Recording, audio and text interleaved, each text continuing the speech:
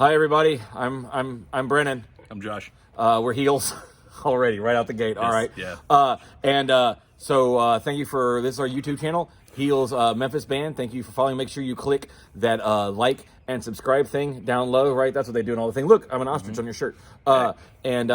So this is fan questions. So we put it out there. We asked some people if they wanted to ask us any questions, and we were like, sure. We can't play shows right now, so let's do some questions. So let's see here. I had these in an order that would be funny, and I think I messed them up doing that. So, here we go. Okay, here we go for both of us right out the gate. Okay. What's it like? Oh no, first let me do this correctly. At Yankee Doodle Sandy, Okay. I like that handle. Asks, what's it like being from the South? Awesome. I like it. like But it it's a what lot. we know. I'm not trying to say it's any different than anywhere else. Up until here recently, you couldn't get good pizza down here. Yeah, now we got pretty good Now we pizza. got pretty decent pizza. Remember that one time that like Vice came here to review some show and they fucking were talking about the high tone I pizza? do remember that. Fucking dicks. Oh, that was Fuck you, hilarious. Vice. Oh man, good times, good times. Food's great here. It's easier to get. It's close to get to shows here. Like if you live up north to the east. I imagine it's like that, not unlike in California. But I like being from the South. Yeah, it's not always unbearably cold. Yeah, lower expectations.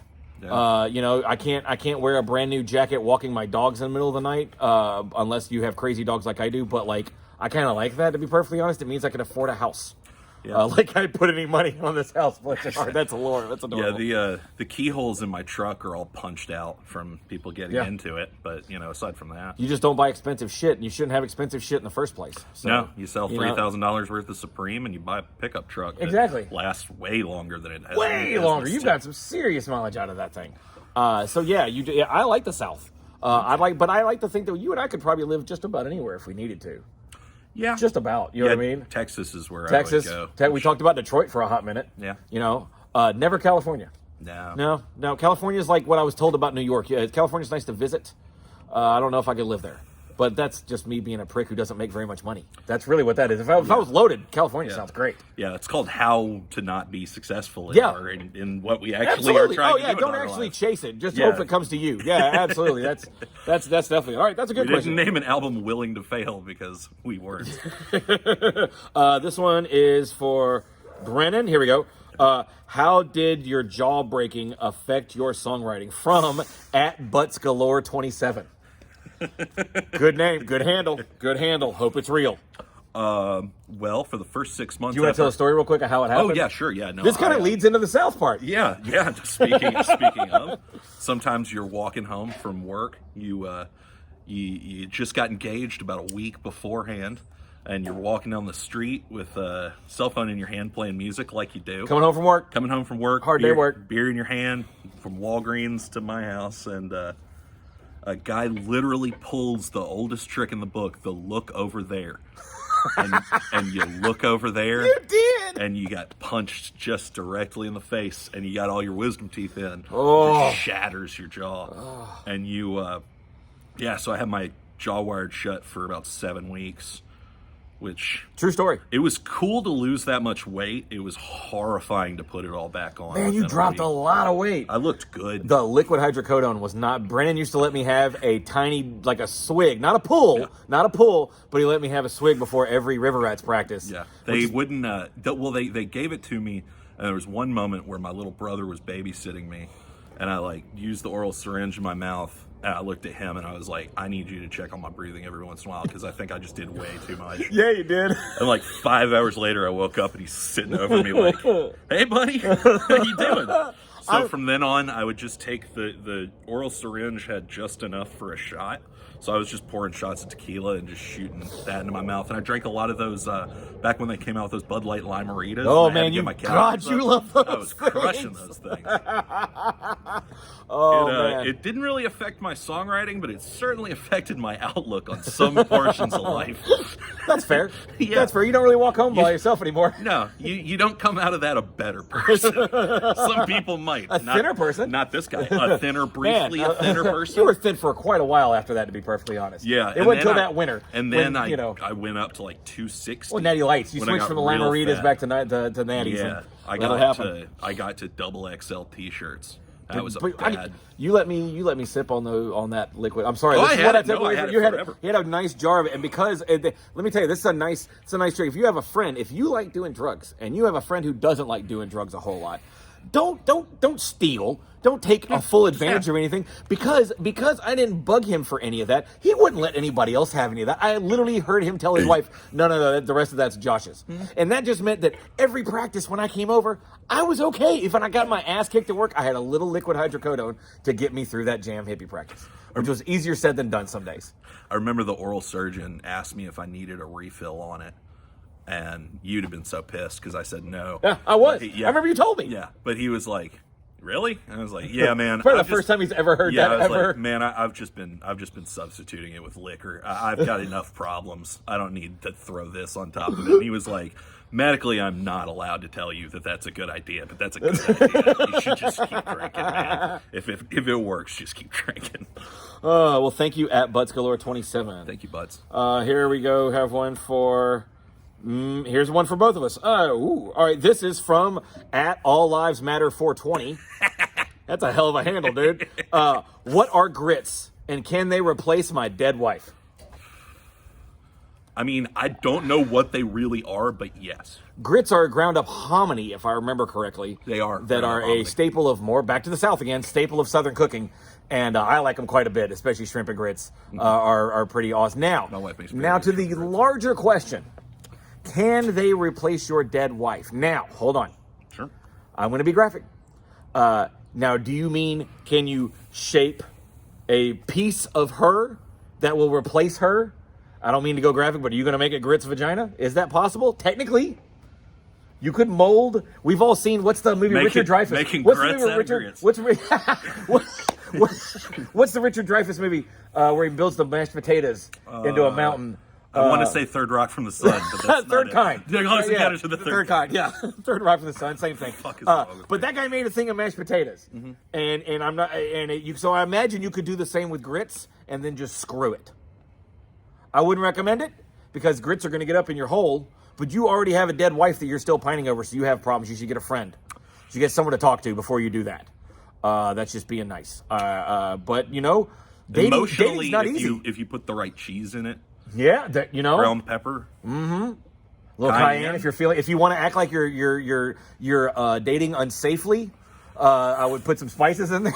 If you want to recreate the feeling of being a touring musician, but those are the ones we tour with. yeah, the ones we took. Not us. You have no idea how boring we are on tour guys. We're both actually happily married, and we are so boring. So yeah, that was something else at All Lives Matter 420. Hey, there was another number he could have used with a 4 in it. Glad it was 420. Amen to that shit. Okay, so this is very sweet. It's a nice question. It's for both of us from at HeelsMark69. Hey. That's not you, right? No. It's not me. Honestly, I'm not going to lie. For a second, I thought one of us had made this in the middle of the night just to troll ourselves. It says, why is your artwork better than most bands? Well, you know why? Good friends. We don't try and do the art ourselves. That's a burst out. You find the most. First off, you have the trick in this life for us is to have a lot of friends, to try and not be jerks, to be appreciative of your friends that do art and stuff like that. You see someone who draws something, you're like, oh hey, that's cool. You know what? I'm gonna pay you to do it for me. You know. So that's pretty much what we did. Yeah, let people listen to it and do something. Ronnie Lewis, Nathan Parton, Lauren Ray Holterman, our silent partner, Eric Huber, Mary Ruth, who designed a bunch of tour posters for us and stuff with the goats, all that stuff for us. Mary Ruth Pruitt. They're all amazing artists who are friends of ours, and because we don't waste money, what money we do make on dumb stuff, we can pay for them to do more stuff for us instead of just asking for, hey, I got an album, you want to do some free artwork? That's not fair. You can't go into the studio and get them to do all that crap for We free. do that, but then we don't use it. Well, What the fuck, man? I was making a get cut. joke. I didn't think You were total. All right, now I just made it real. Thanks. I just made it real now. Thanks. But yeah, that's why you use your friends, and we're very lucky that those friends of ours are actual fans of the band too, and whatnot. And that worked out. It's worked out beautifully for us. I mean, look at our video, King Drunk, Nathan Parton. Holy crap! I would say the best music video that's ever come out of Memphis. But that's me being me because I'm in that band. So that's why have friends that do art. Unless you do art yourself, and then do it all yourself. Rob Zombie's got it made. Whether you like Rob Zombie or not, that dude has been in control of his career since day one. Or you could be a genius like the guy from Baroness. Do it all yourself because you're just insane. You're a fucking insane person. Yeah, but no, you're right. He true paints enough. all- he He paints paints all all of that it. stuff, and it's all the same. Yeah. It's you look at a Baroness album, you know it's a Baroness album. Like there's definitely something to that. I'll give you that. Thank you, Heels Mark 69. Moving on. One for Josh. Oh, from @WillKing. Why the fuck are you so short?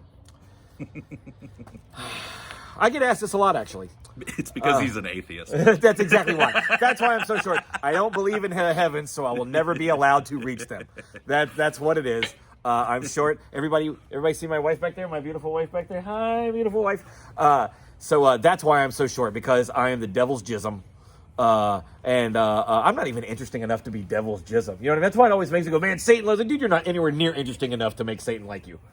You might be. I don't know. Most people aren't. You did DMT, so you've talked to him. That's a subject for another. That's a subject for another video. But don't fucking do DMT. You know what I remember from doing DMT? I remember hearing this deep, lovely, growling voice in the background going, "You all right, brother?" And I go, "That's not Hulk Hogan, but it's my Hulk Hogan."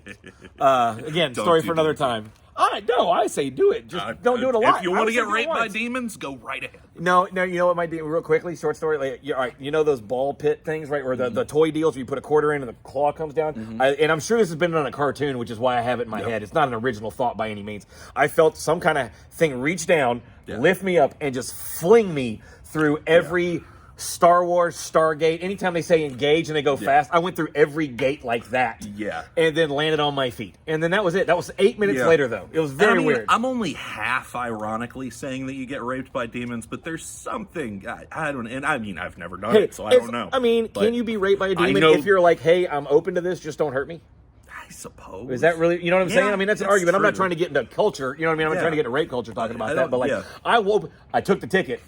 You ride the ride. You know, to quote Hunter Thompson, that's just how it was. I have known good Catholics. Now, those idiots who microdose DMT and go out in public and do it multiple times, you're a moron. Yeah, don't do You're that. a moron. Yeah. Special time, special place. You know what I mean?